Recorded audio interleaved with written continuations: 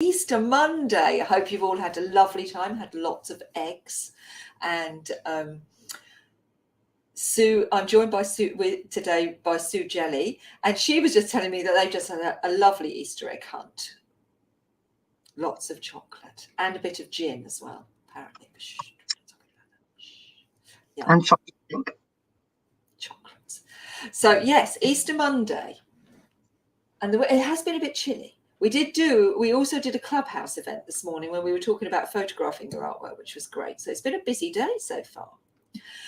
Over the weekend, as part of Art360, we had 3 premieres. We had Susan D'Souza doing batik and applique demonstrating. We had Bev from Edge Framing talking about how to frame your artwork and did a masterclass. And we had Zach Adams, and he is in France, and he was talking about street photography and a lot of photography around people. Hope you all saw those. I did get a lot of comments from people that they had been watching them. So if you've got any questions today, I know Susan D'Souza is in the audience. As yet, Zach and Bev haven't joined us, but hopefully they might.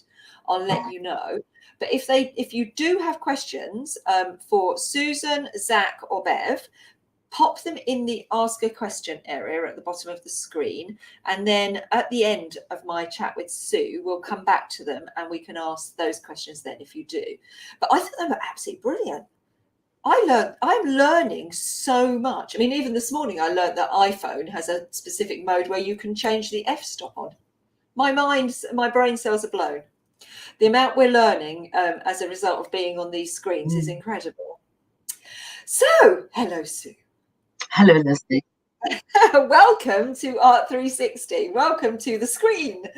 And Sue Jelley, as most of you will know, I'm sure, is the past president of the SWA. She was president between 2012 and 2017. And during that time, Danny Humberstone was also vice president, wasn't she, for a while? Oh, yes. One of our many pure artists was vice president. And you're also a member of the French Pastel Society. Yes. And you've just become the chair of the Painter Decorators Fine Arts Society. We'll talk all about that in a little while. I've had to write those down. There were so many. I'm going to get one of these wrong in a minute. So I think I did okay. So we'll have a chat about those, the societies and why they're important in your practice in a little while. But I think it'd be really nice if you could just set the scene for us. Tell us how you got into painting and why you decided to go down the route of painting as opposed to drawing or sculpture or any other medium. Well, Danny, it's an interesting story, really. I'm getting a bit of an echo. Can you hear me? I can hear you fine. Hear you fine. Painting was really my second career. When I left school, I went to commercial college and worked as a PA in industry for about 10 years, married, had the kids. Sue, there is a little bit of an echo. Are you sure you haven't got Crowdcast open on 2 windows on your computer? I might have to ask my... Roger. We have an echo. And it's caused, what's it caused by? Having Crowdcast open on 2 screens on your computer. Crowdcast open on 2 screens. I just can't. I wouldn't do that. I might have to ask the power. Don't worry. It's fine. Just carry on. It's quite a bad echo for me, but I'm just carrying on. Just carry on. And if Roger appears, we can ask him. If Roger, yeah. Well, yes. So I was after the kids, a bit in fashion, interior design, and obviously looking for something to do without going back to my past career. And there's Roger. Roger's just arrived. This is what when you're an artist, you know. This is what happened last time. Yeah. My mother said, you know, paint. And I said, can I? Oh, can I really? So I started sketching, and I started sketching animals, which I don't normally do. And I was quite, hello, am I still with you? Roger, have we got two windows open with Crowdcast? Because that will be the reason why it's echoing. Is that better? That's Perfect. much better. Lovely. Oh, thank you. Yes, and I was quite impressed with my work, actually. Oh, what's he done? Oh, hello. You're still I was quite impressed with what I did. I was still echoed, but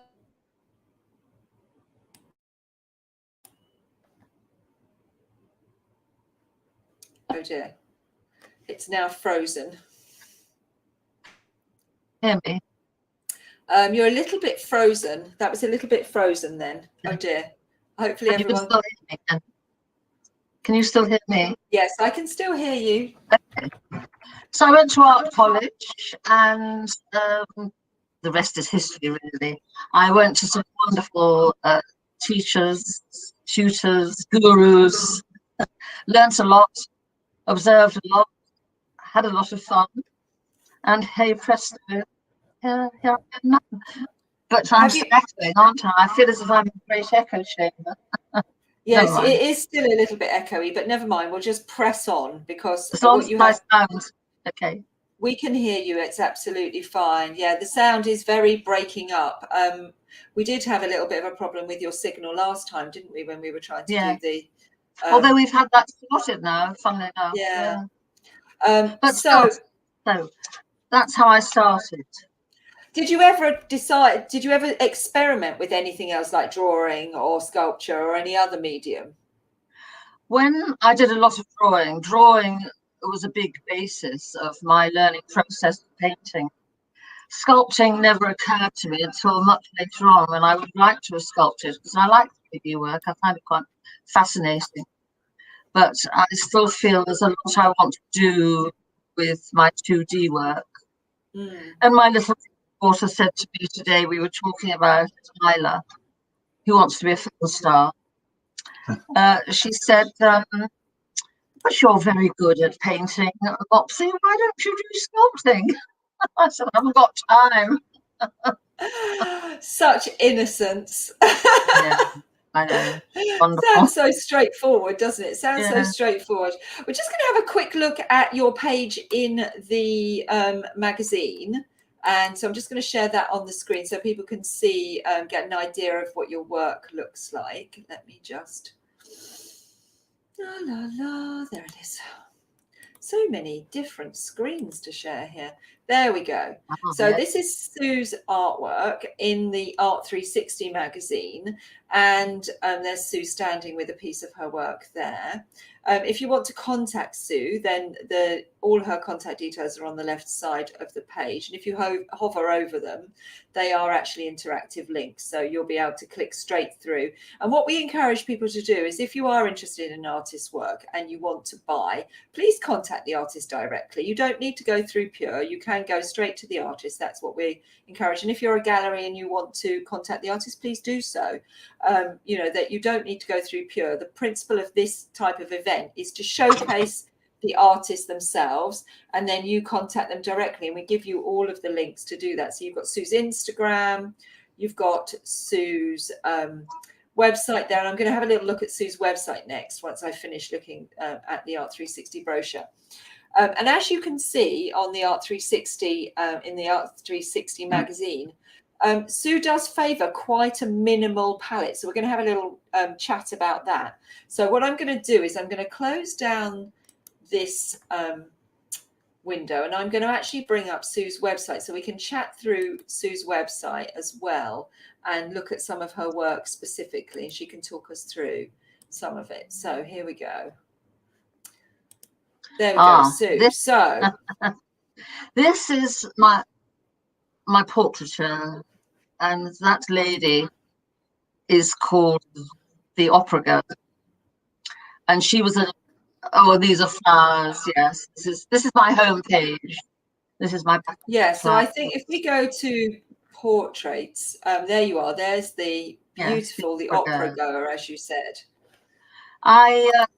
She sat for me, this girl. She was actually somebody that was working at the college where I was working at the time.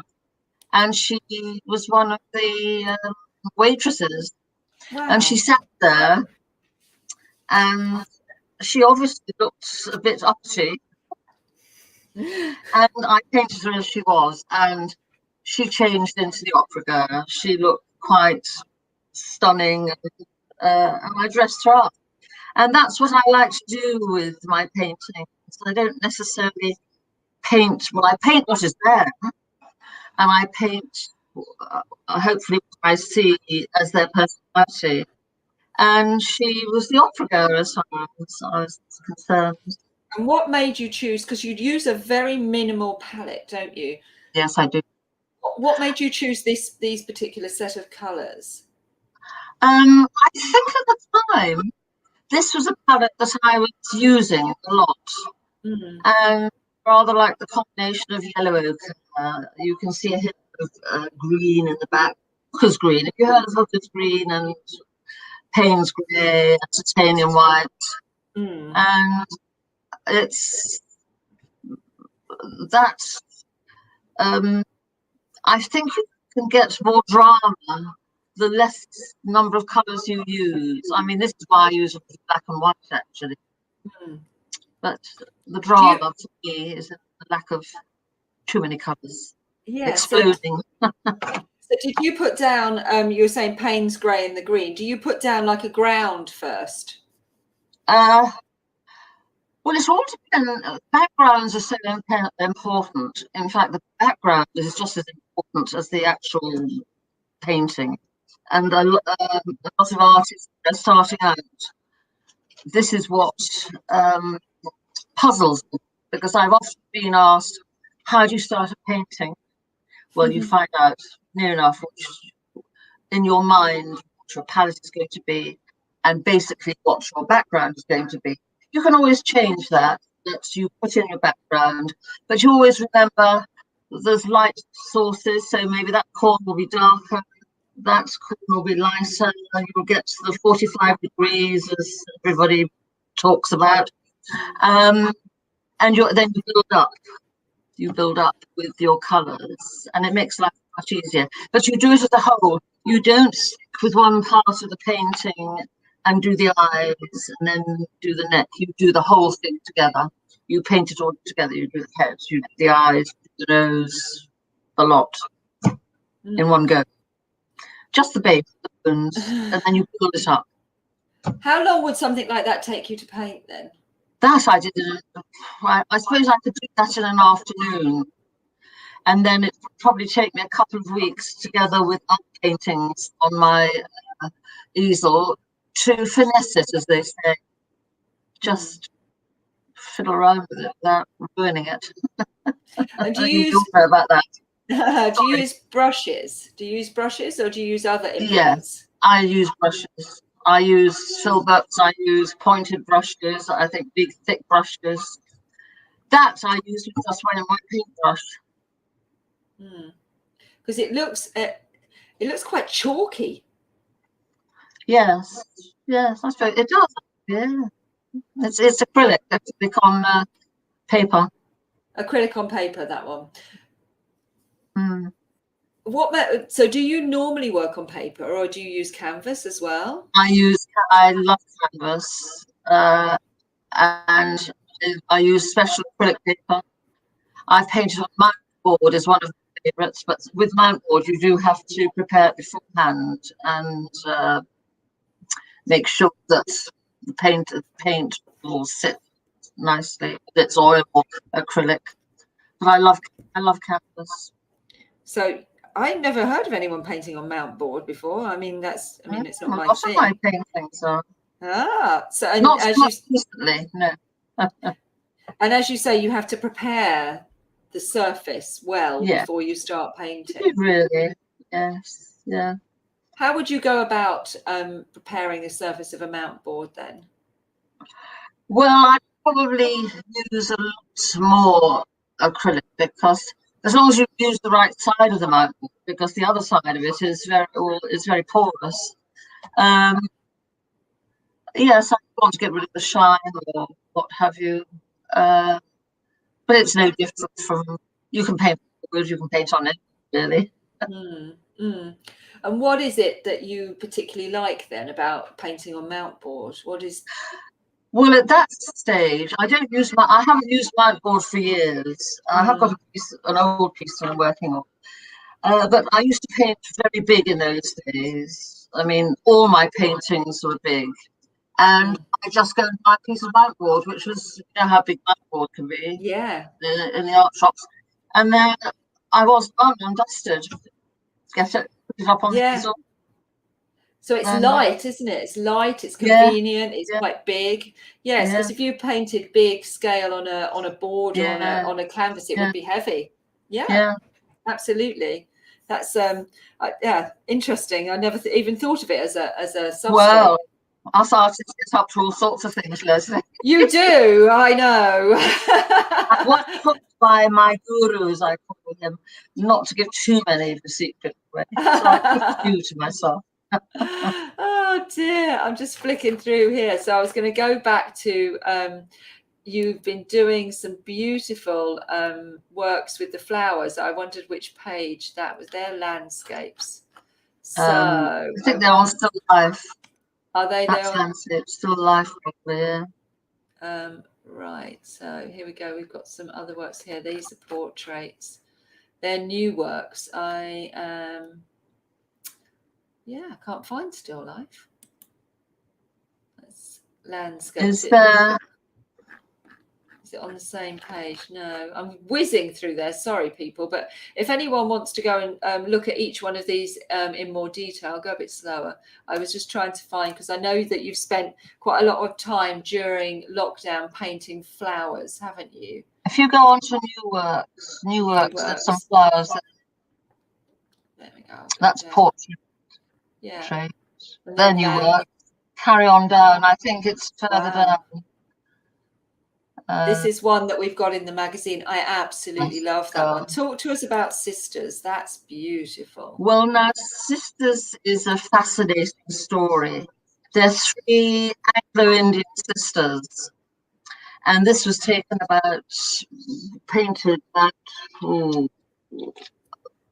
just about a year or so ago. But it was of their modelling long before that, and I want to chronicle their life story, really. And now one's 18, one's doing their own levels, but they're very, very beautiful. They're so stunning with their gorgeous complexion, and this is showing them as a wedding, actually, and I'm hoping to do some more. But it's been very difficult with COVID, lockdown. So yeah. And what did you again? Is that acrylic? That's acrylics again, is it? Yes. Oh well, it's a mixture. It's acrylic and pastel. You see all the frills. That's overlaid on titanium white. I love playing around with pastel. I love the spidery effect you can get. Yes. Do you often do that? Do you often mix medium? Yes, I do. And I'll do that on canvas as well. But when I do that on canvas, I have to be very careful with my spray. I have to spray it on, and because when it's finished, ready to be framed, if you do that, no pastel must come off. So I have to bake it on. Yes. So do you use a fixer? You spray it with I use a fixer, an acrylic spray, a spray for acrylics. I don't use the pastel spray because it wouldn't hold it enough. And there's the Ballet Boys. There's another piece that we have in the magazine, isn't it? I try to paint passion and an atmosphere. And I did Ballet Boys in Guildford, and they just were amazing. The choreography was wonderful. They met about 3, and they were bare-chested. I didn't show that one, and they moved as one. was quite an amazing performance. But this was another part of the repertoire for the show. And it was just all about movement and beautiful choreography. This is a piece that Maxine Laceby particularly loved. She just said it filled her with joy, made her feel uplifted and joyful, made her smile. Unfortunately, Maxine can't be with us today. She was hoping to be with us today, but a personal situation at home has meant that she's not able to be here, which is such a shame. But I'm sure she'll join us later in the Art360 event, and we'll have a chat about her feelings and why she chose your work as her particular standout pieces. We did have her go through it on the private view night as well. She did chat some way about that, but yeah, she was saying to us how she just loves the expression and the movement and the joyfulness. So, and as I say, I'm just fascinated by your mark making and the fact that you use, you're saying you used brushes, and I'm presuming this particular mark making comes from the mixture of media with the pastels and the acrylic. Well, the mark making goes back to the early days when I was taught to draw with graphite, with pencil, with ink. And so I've always loved to do that in conjunction paintbrush. And I feel that because you sat there and various other things, especially for the girls, to do with not ink, rather than the actual paintbrush. Yes. So do you understand? Does that? Could you repeat that? Because there's a little bit of freeze. We are struggling with sound, unfortunately, Sue. So if you just go over that again. Yes, I know. I don't know why. It just to make marks like that with pastel. I love my pastel. It's very malleable. I mean, with paintbrush, you can do this and you can do that and what have you. But with pastel, you can get a softer effect sometimes. And I just love the combination. I love the combination of pastel and acrylic. You can't use it with oil, but you, with acrylic you can, and watercolor, of course you can. Yes, because you can see in his clothes as well the scratch marks, and that really is what gives it that vibrancy. Like you almost expect him to be dancing out of the page at you. I'm expecting him to leap out of that page at me. It's just amazing, absolutely incredible. And then we've got Waiting in the Wings. You do have a love of the theatre, don't you? The love of music and the theatre that really comes through in your work.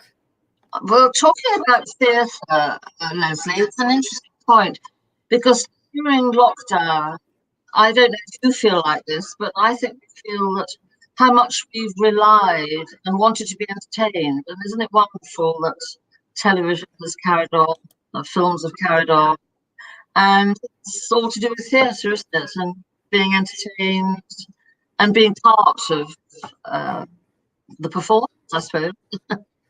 Yes, I mean, it's been a collective performance, hasn't it? Yes. I think this year has been a collective performance, and we've all had to make compromises for each other because we're all experiencing things differently. And we've all contributed our worldwide, our energy to what the outcome might be. And it's given us the opportunity to do things like we're doing right now that we would never have we would never have thought of doing before. And that gives us the opportunity to experiment and try. And also to be, I mean, my T-shirt today is in a world where you can be anything, be kind. I think it's just kindness. Just be kind to each other. Listen to what we have to say. You know, we're struggling a bit with sound today, but it doesn't matter. It doesn't matter. We're just going to, plow on and be kind and do the best we can, because this is what we've been presented with today to challenge us. And that's what I love. Life is a bit of a performance, isn't it? Oh, life isn't for the faint-hearted, is it? That's you said that to me just before we came on air, didn't you? Life is not for the faint-hearted, most definitely not.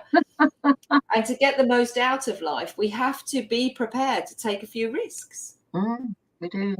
I think as an artist, I'm very aware of reality, and reality is there. It never goes away. But we can play around with it, can't we, as artists? And that's well, you're presenting the world in your way, in your consciousness. Yeah. And you're giving us so much joy by presenting the world in the way that you do, the way that you see it. And I even love the titles of your work. Oh, look at this one, Secrets. I love that. I know. So why did you come up with that title? What was that all about? Secrets. I'm quite interested in secrets. I don't have secrets really, but I mean, but there are secrets around. I'm very interested in how our country is looked after by our secret services. And I often think of the female spies that they had during the war, and I think women are much better at keeping secrets than maybe anybody else. I don't know. I don't know secrets, but maybe we just don't know. Maybe the men are keeping a massive secret and we're just unaware of it. Well, that's also possible, yes. I think they probably are. This is something that really resonates with me in lockdown, is the discussion, the endless discussions about cocktails. And this almost looks like a drawing, Sue, the way you use paint. It's almost like a drawing. It is, but the white, titanium white and paint in there. But this is where I've again used pastel. I've overlaid it with pastel to give that an effect, because I do like drawing. I like the effect it creates. They're so atmospheric. You could I almost feel like I'm standing behind those two ladies in that cocktail bar. Yes, well, I might have used you as a model, Lesley. You'll have to tell me about that next time you do that. when we're allowed to go to London. Oh, you've sold that one. We talked about this one last time, didn't we? We talked about Barfly last time. So, I love this one. Yeah. I like painting backs. I paint a lot of, you see here, there's a back. I find that people's backs are really interesting. Yes, fascinating. We loved that one. We talked about that one last time when I was chatting to you. So we didn't actually make it to any of the flowers. This one's astonishing. Just this single blue on the Bosphorus. Yes. Did you do this one during lockdown as well? Yes, I did. And I did it very quickly. It was still in my mind. We went to Bosphorus many years ago. That was completely from my imagination. Wow. I've been to Istanbul on the Bosphorus, and your imagination and mine must be very similar. Yes. Yeah. Because I recognised it immediately. Yeah. Absolutely stunning. Absolutely stunning. That's one sold. It's actually called Blue Moon, funnily enough. I love blue. Have you sold quite well during lockdown? Have you found that? Not particularly. I have sold. The studios I have, not as much as normal, really, Lesley. I think most artists are aware of people's pockets. Yes. But I did very well in these some artist open studios last September.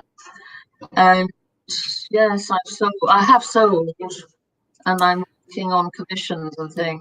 But it's not like it used to be. I don't think it is. I mean, I don't know what other artists feel. Here we are.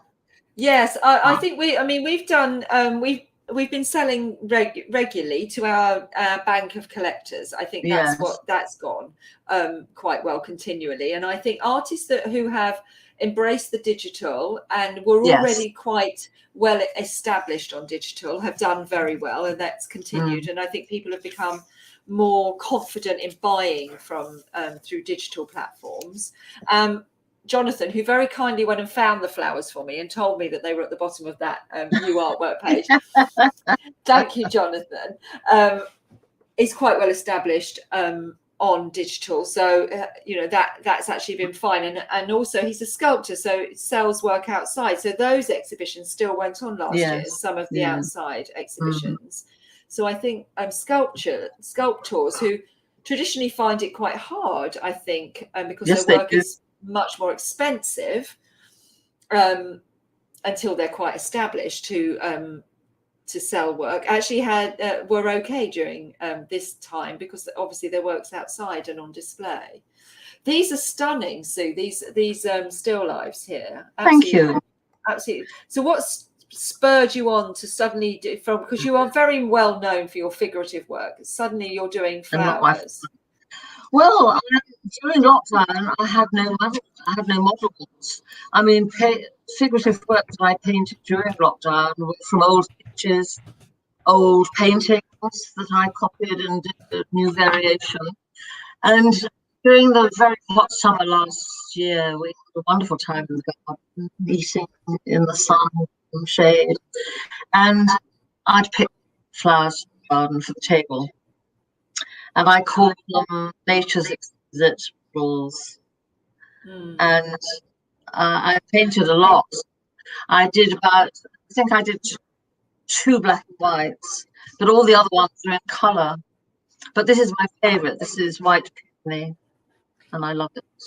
I think this is astonishingly just the dynamics of the angles you've got going and where those flowers are sat. It looks like they're sat on an outdoor table, like a wooden table. An old tea table. And I didn't want to do it in too much detail. I'm not really into great detail for flowers, so as long as it looks like a peony, you know what I mean. It definitely does. It definitely looks like a peony. I don't think you need. And then this was a rose, but it was drooping a bit. It's so evocative. Yeah, I have enjoyed painting. Didn't think I would. Absolutely stunning. So if anyone's got any questions for Sue, please do pop them in the ask a question area at the bottom here. I'm sorry we've had this echo going on. Unfortunately, Roger wasn't able to fix it for Sue, so we're just pressing on, and that's how it is. We're fine. You've shared so much of your joy of your painting with us. It's been fabulous. We do have some audience questions that were put through to us during March, and there's a couple on there that I thought would be particularly interesting to ask you, Sue, if you don't mind. No. One of them is about your daily routine. Do you have a daily routine? Oh, yes, I do. I do, but it's a very naughty routine. I don't get up till late, have a late breakfast, and then I go to the studio when it suits me, really. But I go over to the studio.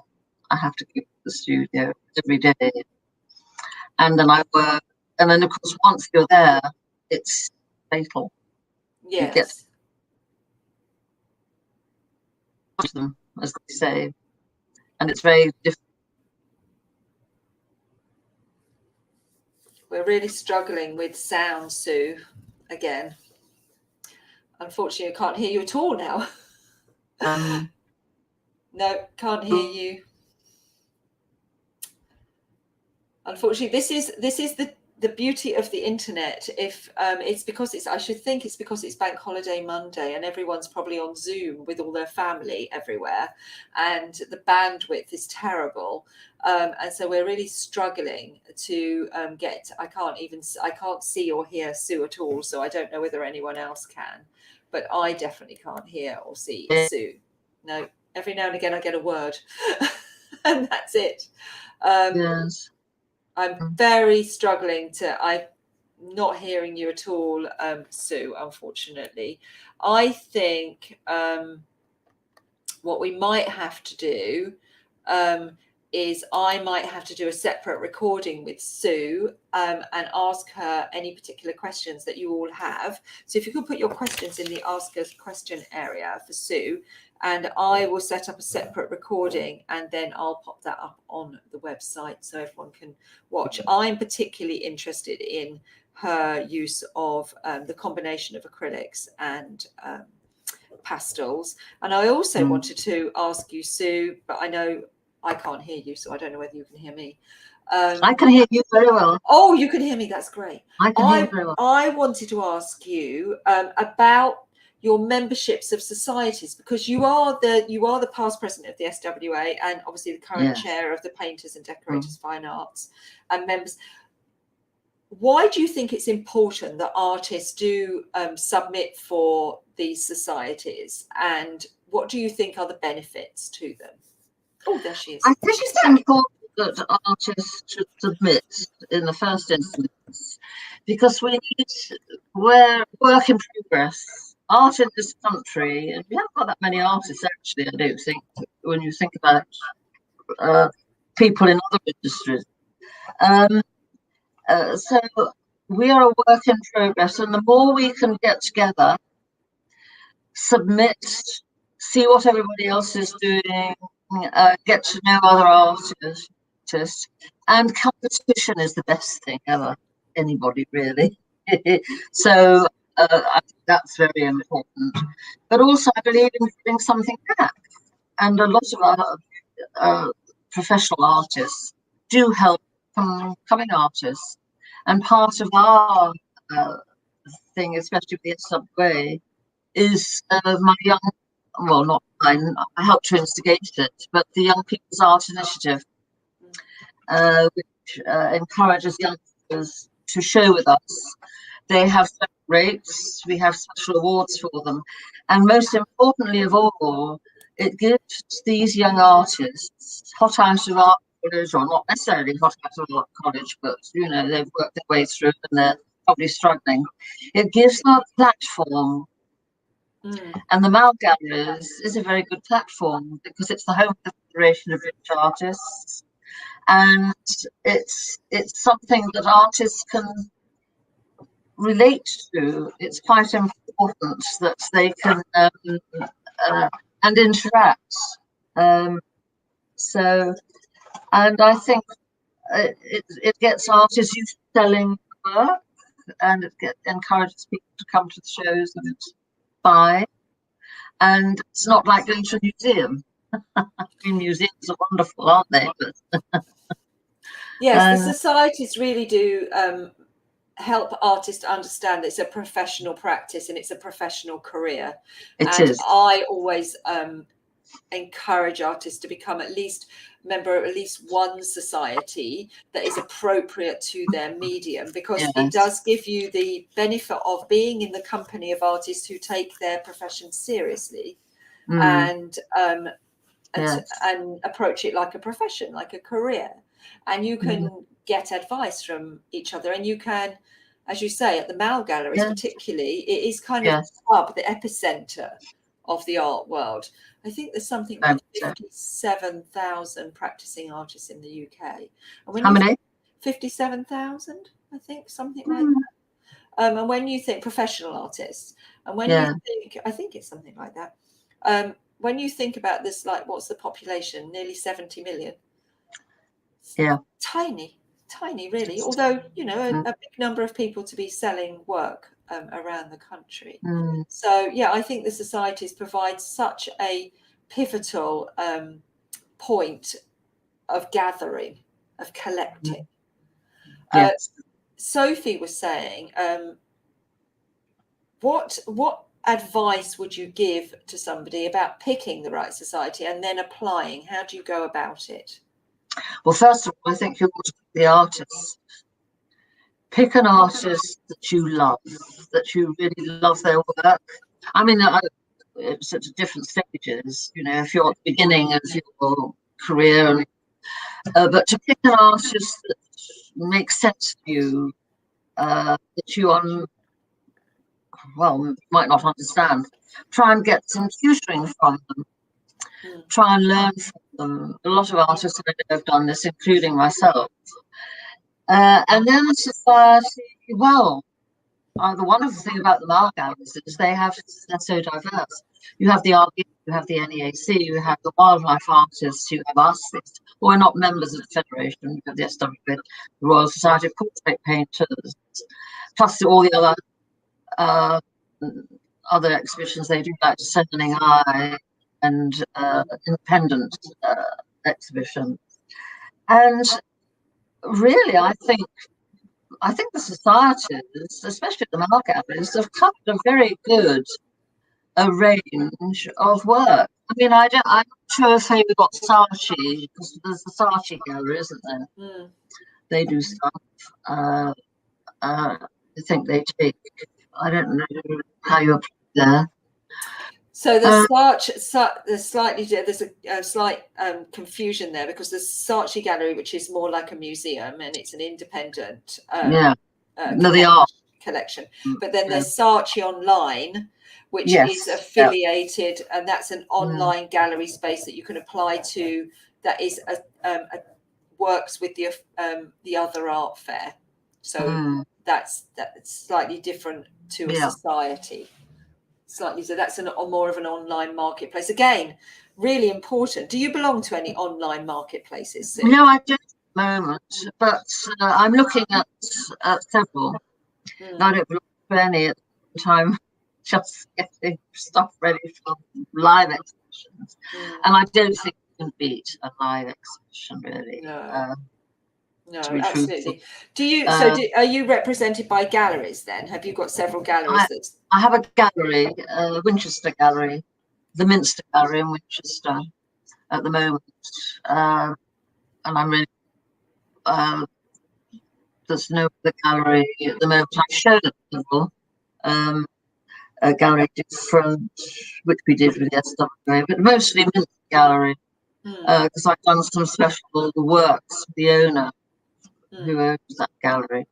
But I think really with the pandemic and what's happening, there's much more room for the online art fair, online exhibition. But if you combine this with actually showing some of the works, it's even better. But life doesn't necessarily always work like that. But from what I've seen, Lesley, and what I've heard the last year, online selling is done very, very well. Yes, absolutely. I think blended or hybrid, isn't it, is the way forward. I think it is, actually, yes. I mean, I haven't sent her any stuff yet, because it's the logistics, really. But she has opened a boutique gallery, online gallery. But I think she actually has, it's Scottsdale, I think she might have an actual gallery, and she's part of Art360. So that I might pursue, because Liz Hernandez is from Puerto Rico, and she was my agent many, many years ago in Arizona, and we keep in touch. But I'll send some stuff. Have you sold a lot of work in America? I have. But it's interesting when you go to America and you say, "Oh, well, I'm a member of this," and they, "Oh, we're not interested in that, dear." It means nothing. I'm like, "Oh well." Yeah. So what we say about the societies and having names after your name or letters after your name in America, it's obviously quite different. Works differently over there. Yes, really culturally we are quite different, and but it's great if you can be successful, all over the world. Then embrace the different cultural ways and explore that and embrace it. Thank you so much, Sue. It's been absolutely fascinating. I'm sorry that we've had this sound problem. As I say, I think it's probably due to it being Easter Monday and the bandwidth being an issue, with all these people, all families on Zoom, using up all the bandwidth, unfortunately. But it's been great. Thank you so much. Absolutely fascinating. anyone who's watching who has any questions for Sue, please put them in the ask a question area. And anyone who's got any questions for Zach, Bev Saunders, or Susan D'Souza, please put them in the ask a question area as well. And we'll aim to get some answers for you. Tomorrow, I'm interviewing Mary Clark. Look at that gorgeous light just come through your window. You look like an angel. That is God shining on you, going, okay, yeah. I maybe caused you a bit of a sound problem, but I'm now going to give you this gorgeous, that would make the most amazing painting, Susan. It would. It would make an amazing painting. Yeah, imagine that. So yeah, I'm sorry about the echo and the sound. As I say, sometimes that's just how it is on the day. And, you know, Roger did look at it and that was nothing we could do. Thank you so much for sharing everything with us. Tomorrow we have Mary Clark from her studio in Burwash, and she's going to be talking to us about her pottery, and we'll see how that goes, see how the sound is on that one. But yeah, as I say, if anyone's got any questions, having seen the amazing films over the weekend, the pre-records by Zach Adams, by Susan D'Souza, and by Bev from Edge Framing, please do drop us an email.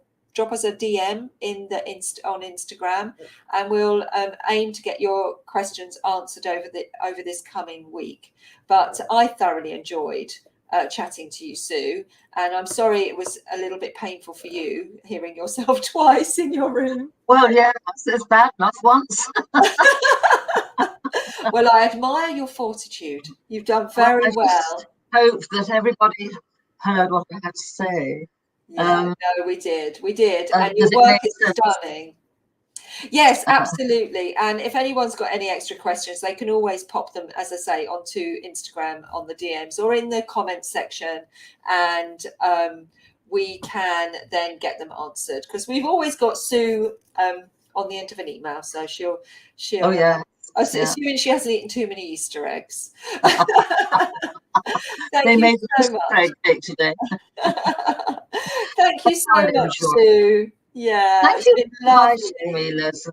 Oh, you're more than welcome. I've enjoyed talking to you, and I hope I'm hearing me 3 ways now. Must be the gin and tonic. Well, you've done very well. I think you've shown massive fortitude, and that's always good. And it's been great. It's been great to listen to you, and thank you so much. And hopefully the sun will keep on shining on you. And I don't know whether Sue's going to come back or whether I'm going to say goodbye at this point. And it's just, your work is wonderful, Sue, and we love it. And I love the fact that you use this mixed medium. And I now know that artists often use mount board. That's incredible. There she is. Oh dear. Thank you so much, Sue. We'll say goodbye for now. All right. Bye-bye. Speak to you very soon. Speak to you soon. Lovely. Lovely talking to you. And you. Thank you, Lesley. A lovely Lesley. Bye. Thanks. Bye.